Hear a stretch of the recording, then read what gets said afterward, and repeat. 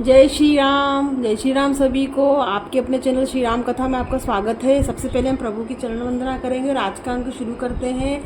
कल हमने page number 115 पढ़ा था, आज हम पेज नंबर 116 पढ़ेंगे।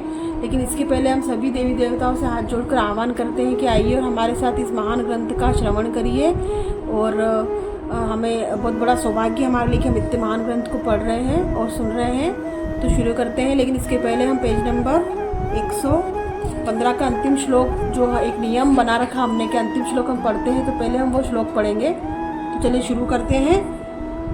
कहु राम गुण गाथ भरद्वाज सादर सुनहु भव भंजन रघुनाथ भजु तुलसी तजी मन मद। चलिए शुरू करते हैं। आज का अंक पेज नंबर 116 रामचरितमानस बालकांड शुरू करते हैं। हिमगिरी गुहा एक अति पावनी बह समीप सुरसरी सुहावनी आश्रम परम पुनित सुहावा देखी देव ऋषि मन अति भावा। हिंदी में इसका अर्थ जानते हैं। हिमालय पर्वत में एक बड़ी पवित्र गुफा थी, उसके समीप ही सुंदर गंगा जी बहती थी। वह परम पवित्र सुंदर आश्रम देखने पर नारद जी के मन को बहुत ही सुहावना लगा। निरखी सेल सरिस विपिन विभागा भयु रमापति पद अनुरागा सुमिरत रही अशाप गतिबादी सहज विमल मन लागी समाधि। पर्वत नदी और वन के सुंदर विभागों को देखकर नारद जी का लक्ष्मीकांत भगवान के चरणों में प्रेम हो गया। भगवान का स्मरण करते ही उन नारद मुनि के जो शाप उन्हें दक्ष प्रजापति ने दिया था, जिसके कारण वे एक स्थान पर नहीं ठहर सकते थे, गति रुक गई और उनके मन में स्वाभाविक ही निर्मल होने से उनकी समाधि लग गई। मुनि गति देखी सुरेश डेराना काम ही बोली कीन सन माना सहित सहाय जाहु मम हेतु चलेउ हर्षि जलचर केतु। नारद मुनि की यह तपोमयी स्थिति देखकर देवराज इंद्र डर गया। उसने कामदेव को बुलाकर उनका आदर सत्कार किया और कहा कि मेरे हित के लिए तुम अपने सहायकों सहित नारद की समाधि भंग करने को आओ। यह सुनकर मीनध्वज कामदेव मन में प्रसन्न होकर चला। सुना सिर मन महु असी त्रासा चहत देव ऋषि मम पुरु बासा जे कामी लोलुप जग माही कुटिल काक इव सबही डेराही। इंद्र के मन में यह डर हुआ कि देवर्षि नारद मेरी पूरी अमरावती का निवास राज्य चाहते हैं। जगत में जो कामी और लोभी होते हैं वे कुटिल कौवी की तरह सबसे डरते हैं। दोहा सुख हाड़ लई भाग सट स्वान निरखी मृगराज छीनी लेई जनि जान मड़ तीमी सूरपति ही न लाज। जैसे मूर्ख कुत्ता सिंह को देखकर सूखी हड्डी लेकर भागे और वह मूर्ख यह समझे कि कहीं उस हड्डी को सिंह छीन न ले, वैसे ही इंद्र को नारद जी मेरा राज्य छीन लेंगे ऐसा सोचते लाज नहीं आई। ते ही आश्रम ही मदन जब गयहु नीज माया बसंत निर्मयु कुसुमित विविध विपट बहुरंगा कुजही कोकिल गुजही भृंगा। जब कामदेव उस आश्रम में गया तब उसने अपनी माया से वहाँ बसंत ऋतु उत्पन्न किया। तरह तरह के वृक्षों पर रंग बिरंगे फूल खिल गए, उन पर कोयले कूकने लगी और भोरे गुंजार करने लगी। चली सुहावनी त्रिविध बयारी काम कृसानु बढ़ावन ही बढ़ाव निहारी। रंभादिक सुर नारी नबीता सकल असमसर का कला प्रवीणा। कामाग्नि को भड़काने वाली 3 प्रकार की शीतल मंद्र सुगंध सुहावनी हवा चलने लगी। रंभा आदि नवयुतियाँ देवांगनाएं जो सब काम कला में निपुण थी। करही गान भूतान तरंगा बहुविधि क्रीड़ी पानित पतंगा देखी सहाय मदन हर्षाना किन्हेसी पुनि प्रपंच विधि नाना।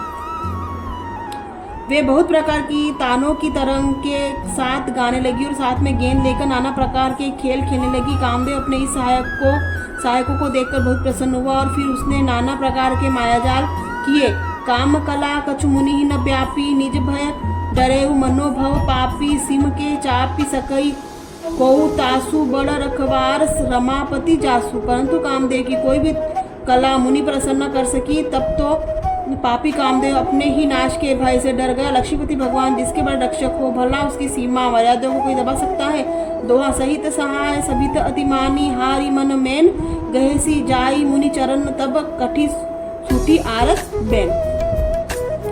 तब अपने सहायकों समेत कामदेव ने बहुत डर कर और अपने मन में हार मानकर बहुत ही आर्त दीन भजन करते मुनि के चरणों को जा पकड़ा। भयो न नारद मन कछु रोषा, कही प्रिय वचन काम परितोषा। नाई चरण सिरु आय सुपाई, गयो मदन तब सहित सहाय। नारद जी के मन में कुछ भी क्रोध न आया, जिन्होंने प्रिय वचन कहकर कामदेव का समाधान किया। तब मुनि के चरणों में सिर नवाकर उनकी आज्ञा पाकर कामदेव अपने सहायकों सहित लौट गया। मुनि सुशीलता आपनी करनी, सुरपति सभा जाई सब बरनी। सुनी सबके मन अचर जो आवा, मुनि ही प्रशंसी हरि की सिरु नावा। देवराज इंद्र जी की सभा में जाकर उसने मुनि की सुशीलता और अपनी करतूत सब कही, जिसे सुनकर उनके मन में आश्चर्य हुआ और उन्होंने मुनि की बड़ाई करके श्री हरि को सिर नवाया। तब नारद गवने सिय पाही जीता, काम अहमिति मन माही। मार चरित शंकर ही सुनाए, अति प्रिय जानी महेश सिखाए। तब नारद जी शिव जी के पास गए। उनके मन में इस बात का अहंकार हो गया कि हमने कामदेव को जीत लिया। उन्होंने कामदेव के चरित्र शिव जी को सुनाया और महादेव जी ने उस नारद जी को अत्यंत प्रिय जानकर इस प्रकार शिक्षा दी। बार बार बिन बहु मुनि तो ही, जिमी यह कथा सुनाए हूँ मोही। तिमी जनी हरि ही सुनाए हूँ कबहू, चले हूँ प्रसंग दुराए हूँ कबहू। हे मुनि, मैं तुमसे बार बार विनती करता हूँ कि जिस प्रकार यह कथा तुमने मुझे सुनाई है, उस तरह भगवान श्री हरि को कभी मत सुनाना। चर्चा भी चले तब भी इसको छिपा जानना। दोहा शंभुदीन उपदेश हित हरि, दोहा शंभुदीन उपदेश हित नहीं, नारद ही सोहान। भरद्वाज कौतुक सुनहु, हरि इच्छा बलवान। यद्यपि शिव जी ने यह हितकारी शिक्षा दी, पर नारद जी को वो अच्छी ना लगी। हे भारद्वाज, अब कौतुक तमाशा सुनो, हरि की इच्छा बड़ी बलवान है। तो आज हमने पेज नंबर 117 पढ़ा, कल हम पेज नंबर 118 पढ़ेंगे।